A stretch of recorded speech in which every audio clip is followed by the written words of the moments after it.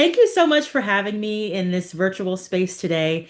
I am excited to just share a piece of my caregiving journey, but more importantly, excited to hold space for you all as you have questions and or the opportunity to share your own care stories as you might find parts that overlap with your journey. Things might be affirming to you and or might spark questions. And so I hope that the next 60 minutes is enlightening and helpful to you in some way. So, with that being said, caregiving at 26, how young caregivers can build careers, lives, and legacies without losing themselves. I always like to start my presentations with a short video because it gives you the best introduction into me and my mom.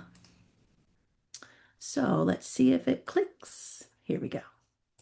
My mother, Constance Guthrie, is someone who does not take no for an answer. She was an entrepreneur, and she really just loved making things better than she found them. My mother started to display symptoms of Alzheimer's disease at 65, and then she was diagnosed formally at 66. When you get a diagnosis, there is no guidebook given to you. There is no roadmap given to you. I was given some symptoms to look for and told good luck. How are you? I'm just fine. Yes, you are just fine, girl. You look so good.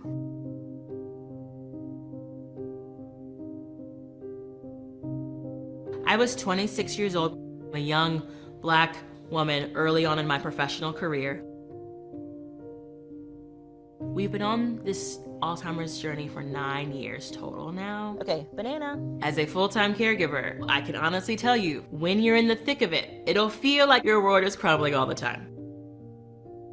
My peers were not taking care of parents. My peers were not going through this. I started sharing my story because I felt so alone. And I wanted to share so that all people, but especially young Black women, could see someone who was in it. They weren't alone. Can I have this hand, please? Thank you. When I slowed down to realize there is so much joy in the little things.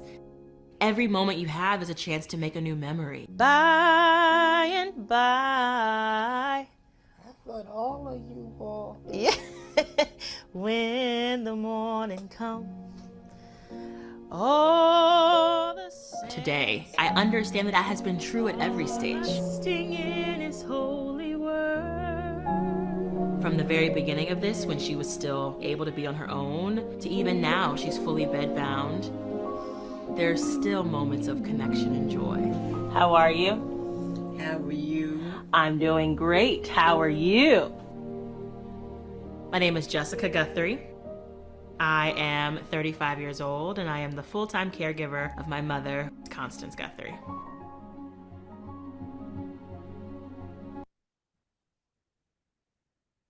That video is a couple years old now, but I always tear up a little bit. So that was actually part of the caregiving documentary with PBS and Bradley Cooper. But I always love to show it because I think it just kind of gives people the best insight into the journey that we've been on for the last 11 years.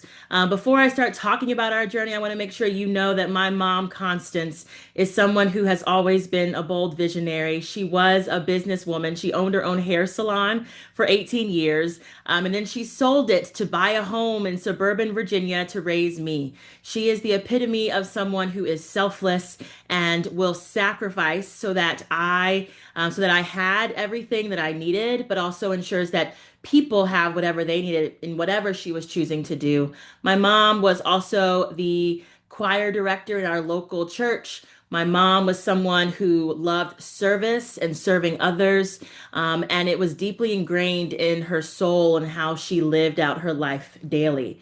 My mom is someone that not only demonstrated independence, but gave me the blueprint for what it means to love selflessly And she is why I have chosen to care for her in the ways that I've cared for her along this journey. I have been my mother's primary caregiver for the last 11 years and 4 months. I was 26 in 2014 when she was diagnosed with early onset Alzheimer's disease. My mom at the time was an educator in the local school system. She was 65 years old. And in between 2014 and 2019, I would actually travel back and forth between Texas, where I lived and worked, and Virginia. And so I was a long distance caregiver, if you might identify with that, for the first 5 years of our journey. I would come home and prep 40 and 50 meals for her, plan her doctor's appointments, find bananas in the closet, right? Help her ensure that she had what she needed to still live independently. And then in 2019, I actually moved back home to care for her from my childhood bedroom because I could no longer solely rely on doorbell cameras and companion care as she needed more attention and more proximity. And I have been here ever since. And so today in 2026, my mom is now 77 years old. She just turned 77 in October, and I am now 37. My mom is now in the most advanced stages of Alzheimer's disease. If you know the disease, she's a 7D on the fast scale, which means she's no longer ambulatory. She's no longer verbal. She is fully dependent on me for everything. I am her literal lifeline. For every sip of water and every bite of food goes through me. My mom has been enrolled on hospice 2 times, but this second go round, she's been on hospice for about 18 months. And I like to always say that my mom is thriving in her current state. I like to start here so that you know that I am someone who is on this journey with you and have been on this journey through all the ebbs and flows and the leveraging of everything from home health, palliative care, hospice care, home care agencies, to navigating the care journey as a long distance caregiver, a caregiver who is here in the home, to considering care within facilities and communities, but realizing the system itself was not set up for us to thrive in that way, and truly balancing all of that while building my career and creating space for myself to grow and develop, which leads me to why I love this topic of younger family caregivers. I deeply care about younger family caregivers being seen and affirmed and supported to thrive. Because at 26, I did not see myself in stories of care. And I want to normalize that we being those of us who are younger caregivers, let's just say 45 and under, we are here and here to stay and deserve to be seen and supported as we navigate our care journeys. And so, with that, I'm curious to hear or see who's in the room. We know that in the United States, there are, I would say, over 65 million family caregivers. 1 in 5 of those caregivers identify as a millennial. 29% of those family caregivers are what we call sandwich caregivers. And 70% of them are employed, working full time, all the while trying to figure out how to show up for their people. So put a 1 in the chat, just so I know if you're here, if you identify as a family caregiver. And then put a 2 in the chat if you're a millennial or younger. Hello, hello, good to see you. Thank you for sharing in the chat. Yes. Okay. Thank you all.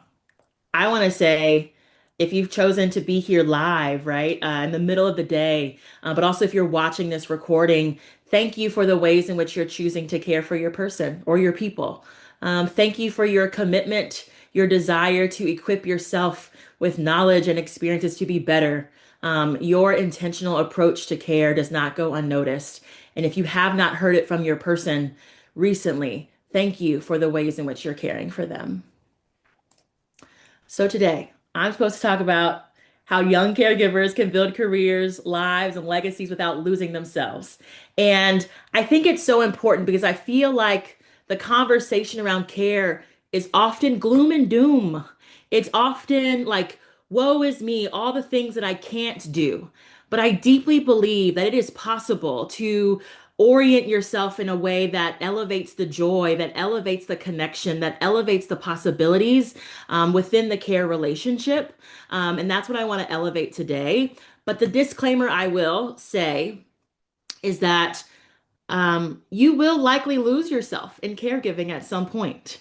And so the things that I'll share are not going to guarantee that like things are going to be rainbows and gumdrops. In fact, many of you probably know this because you are caregivers. You are going to have way more cloudy days and stormy nights and tears than you likely will feel this sense of rainbows and gumdrops, right? The grief is ever present in our care journeys. And I feel like that's the first step. In order for us to really think about building careers, lives, and legacies without losing ourselves, I have learned over the last 11 years of my own journey is that I have to make space for the grief that I am experiencing of losing my mom in real time, losing someone that, as I shared with you, was bold and independent and so strong, the grief of losing who I thought I was going to be, all the people, all the ways in which I wanted to show up as a young adult, but also the grief that comes from the relationship that is no longer the same between me and my person, which is my mom.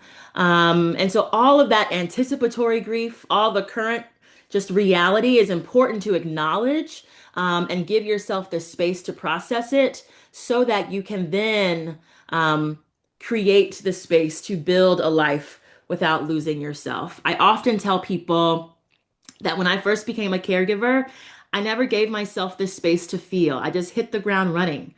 I shared with you I was living in Texas and my mom was in Virginia, so I was flying home like every 2 to 3 weeks to get things together, right? To create systems, to create routines, and then I would hop on the plane and go back to Texas and work and try to live a life. And I would just stuff things down until one day I realized like this overwhelm, this sense of insomnia, this sense of no one understands, the heaviness of care, all of that I learned was grief. And it wasn't until I gave myself the space to not just process it, but face it head on that I was finally able to clear some of the fog that I had in terms of seeing life beyond the current moment. If you can relate to that, I'd love to just like see you put an emoji in the chat of like the grief that I feel as a caregiver is heavy. And I need to give myself the space to process it. If that resonates, just put your favorite emoji in the chat so I can see you. Um, so with that, I want for us, before we jump into strategies, to take a moment to think about your own vision, right? Think about what you would want to be true when you think about your life um, as a family caregiver, right? I do believe that it's possible to build your career and to cultivate your life and legacy without losing yourself. And I want for us to visualize what that would look like or what that could look like if that's not already true for you currently. And so we're going to do a visualization exercise. And I want for you to just, you can close your eyes, take a moment to think, you can write it down, whatever works for you. But I want for you to take a moment to think like, what does it look like, feel like, sound like for you to be a thriving care partner where you are building a meaningful life, whatever that means for you. This might not be your reality. You were setting a vision, you were casting a vision. What do you want it to look like, feel like, and sound like for you to be a thriving care partner where you're building a meaningful life? Take a moment to think about what that would look like for you.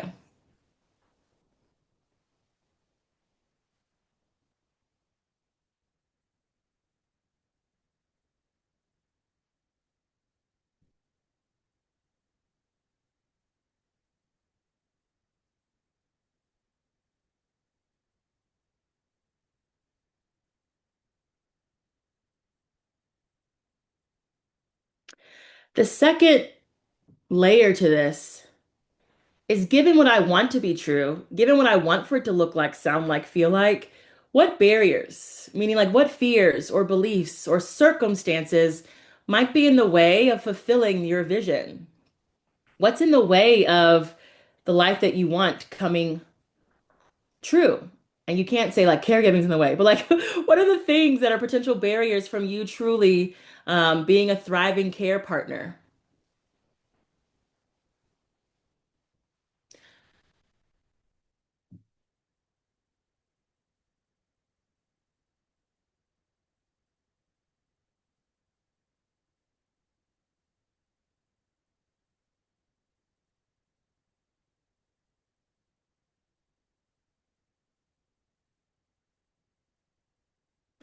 And then the third layer to this vision setting is for you to think about what's at stake if I don't work towards my personal vision and desire to thrive as a caregiver. Meaning, like, if I don't put the intentional effort towards becoming a care partner that is thriving and building a meaningful life, what's at stake for me, for those around me, whatever that might look like for you?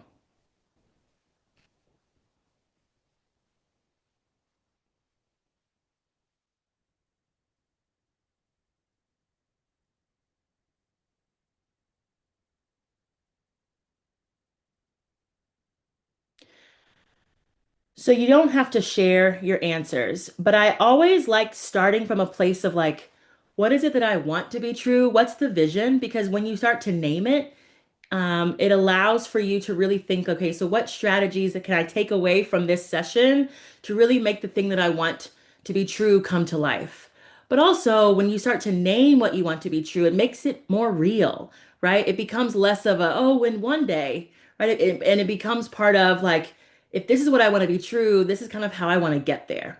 And so that exercise is going to frame how we think about moving forward. So thank you for engaging in the thinking. And we're going to come back to this at the end.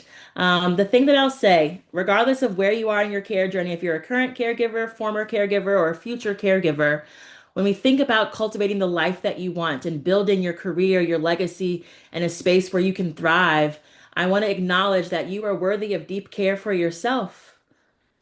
Each of you are necessary and valuable as a caregiver and as a contributing member of your community. You are so much more than a caregiver. I know that we have all said yes to, caring, whether it's out of love or out of just responsibility or out of just, maybe you're the only one around, right? But in the end of the day, being a caregiver is not your sole identity. It's a piece of who you are.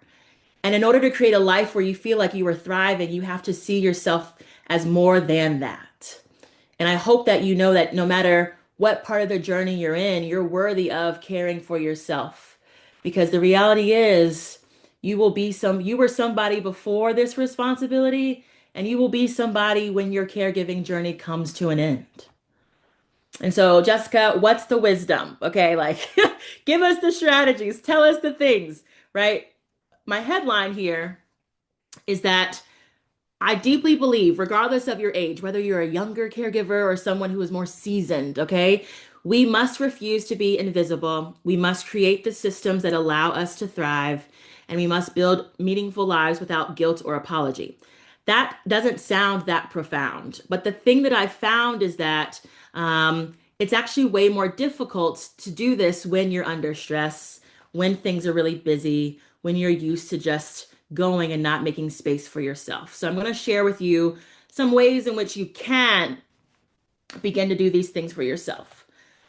This piece around invisibility, I'm speaking directly to the young caregiver experience for a moment because as someone who started my journey at 26, one of the things that was hyper clear to me was that care stories and the narratives of care did not include us being younger people caring, right? When you saw commercials, when you saw videos, when you saw articles, it was always elevating the stories of like the older spouse or like the older adult. And like that's great. And it was like, but I'm also here too, right? And society had this perception that care only happens when you're older, which often meant that when I stepped into medical offices and working with healthcare professionals, they didn't think that I knew what I was talking about, or they would, speak down to me and often like not listen to the experience that we were having, especially with a dementia diagnosis.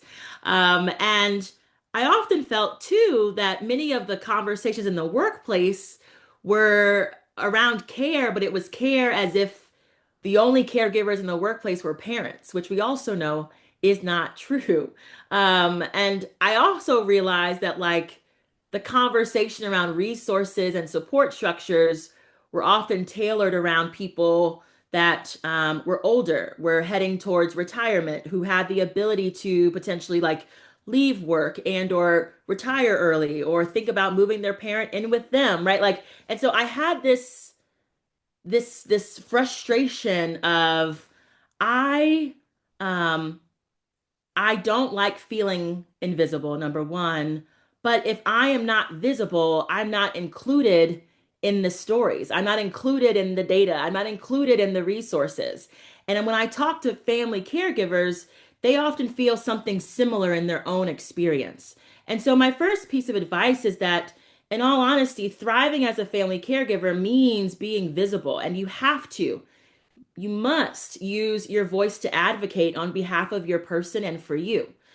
And I know this sounds so simple, but the reality is we've put too much trust in other people that we have almost diminished our own expertise. But the reality is you are the expert in your person.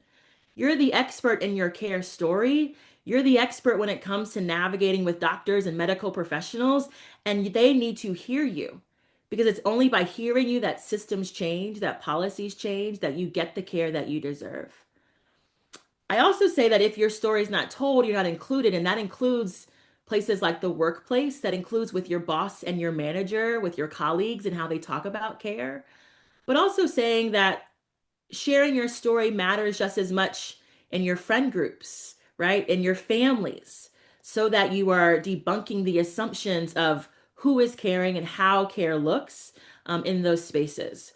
So that's my first piece of advice is this sense of don't diminish your voice, don't diminish your expertise. Part of thriving as a caregiver is being a vocal caregiver in a way that allows for your story to be seen, valued, and part of the overall picture of care in this country.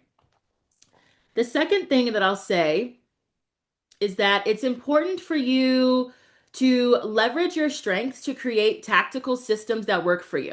What I mean here is that when you've seen one dementia experience, you've seen one dementia experience. When you've seen one caregiver, you've just seen one caregiver, meaning that you have to make your journey custom to you in the sense that think about what are my strengths? What's my unique value add to how I show up in the world?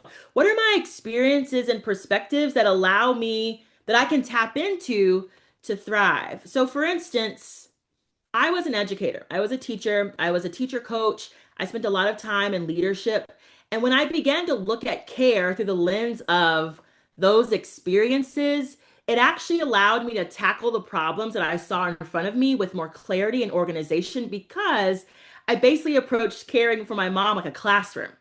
Now, all of you aren't teachers, but you all have your own work experiences, lived experiences that allow you to elevate that you've been successful in, right? And so, using those strengths that have led you to success in other ways in care, honestly, is one of the ways in which you create tactical systems that work for you.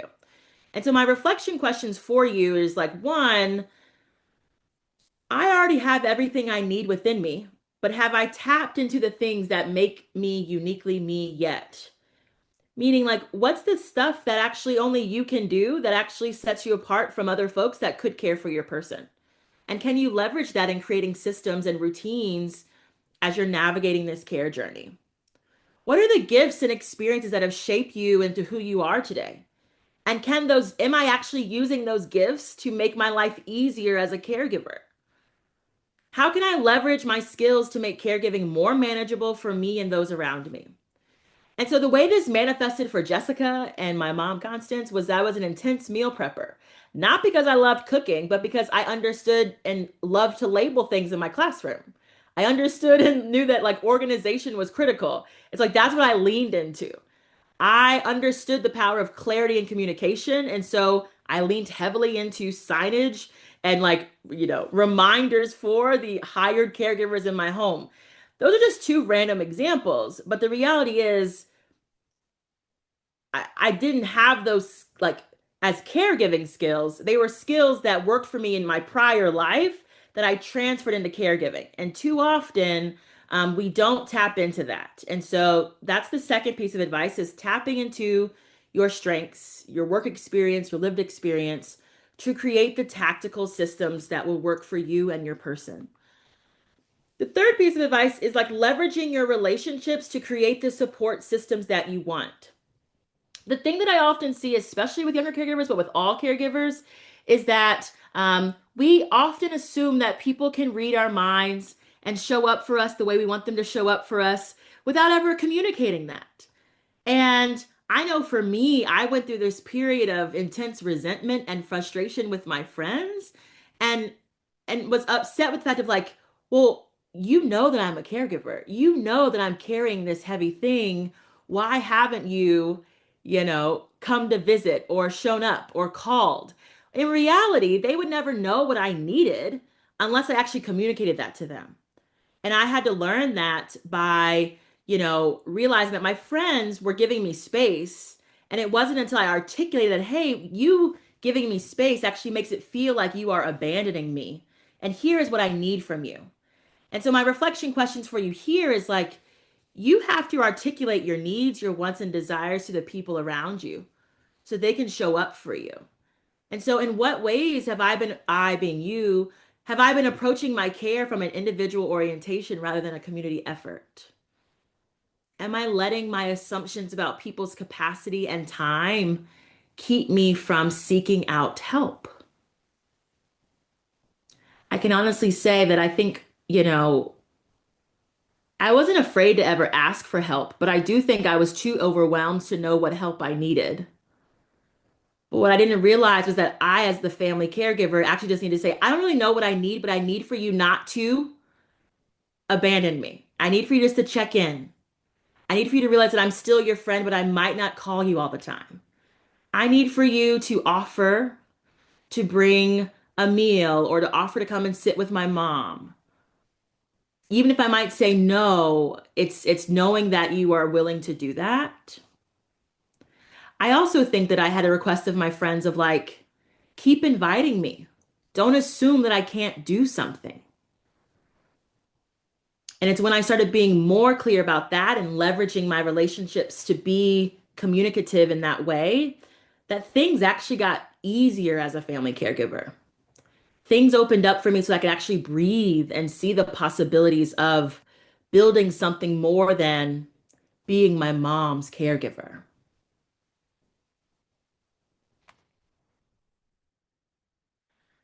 The last one that I know we often hear, but I am double tapping on it because regardless of age, the thing that allows us to create the space for us to thrive as caregivers and beyond is prioritizing yourself and your non-negotiables.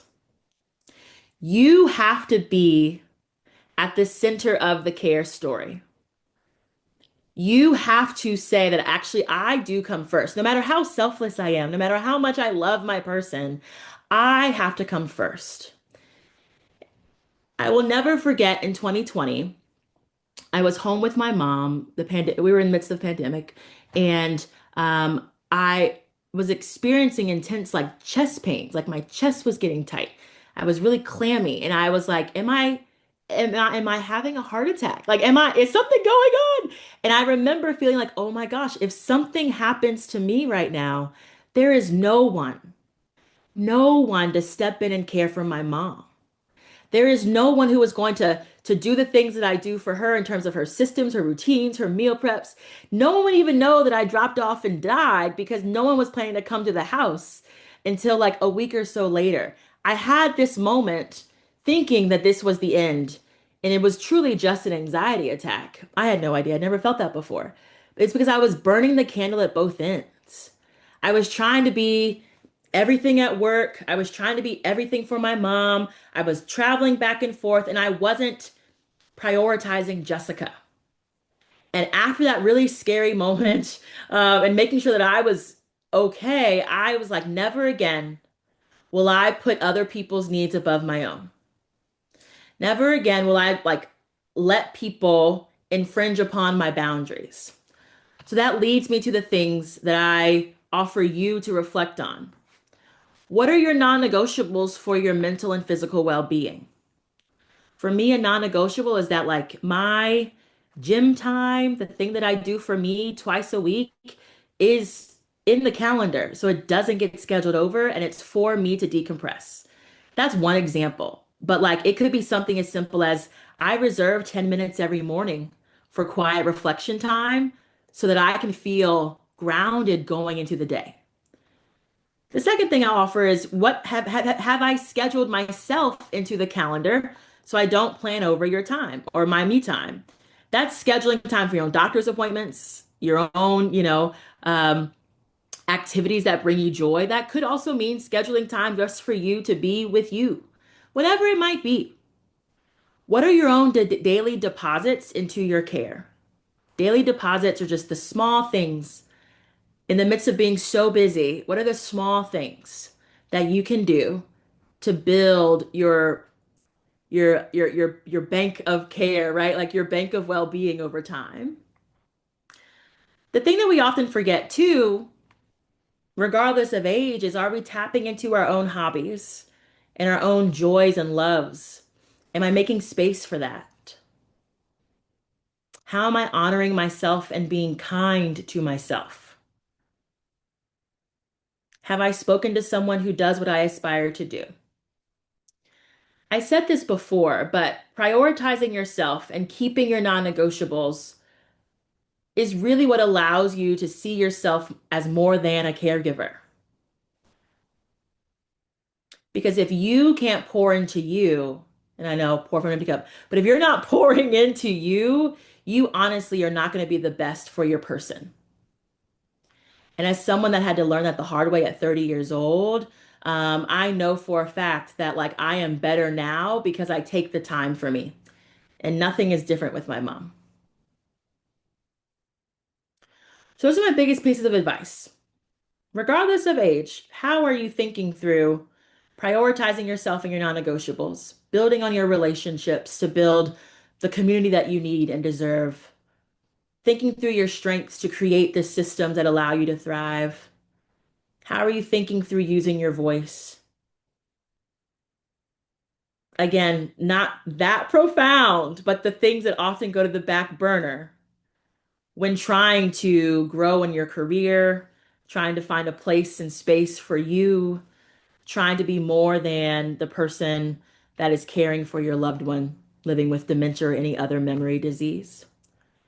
And so, if we go back to those vision questions, those reflection questions, given the things that I just shared briefly, what might be one thing you want to commit to get you closer to that vision that you set a few slides ago? What might be one thing you want to commit to set yourself up to create a world where you're thriving as a family caregiver?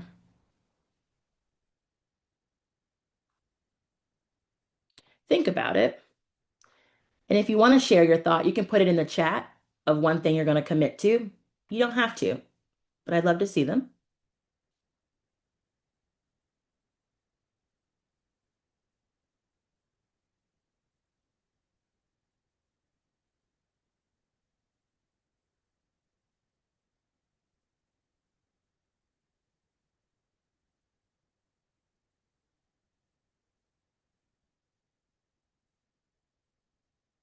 And so, in closing of me talking, I think one of the things or the message that matters most for all family caregivers, but especially for those who are younger stepping into this, is that you have agency over your journey.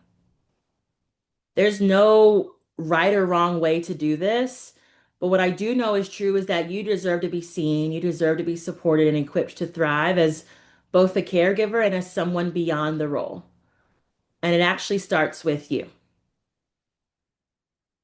It starts with you having the vision for what you want your life to look like and being committed to tapping into your strengths to make it work for you.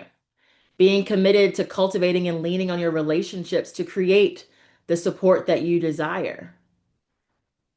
Taking the time to reposition yourself back at the center of their care story because we matter too and we must be prioritized. But we're the ones who have to do that first before anyone else will.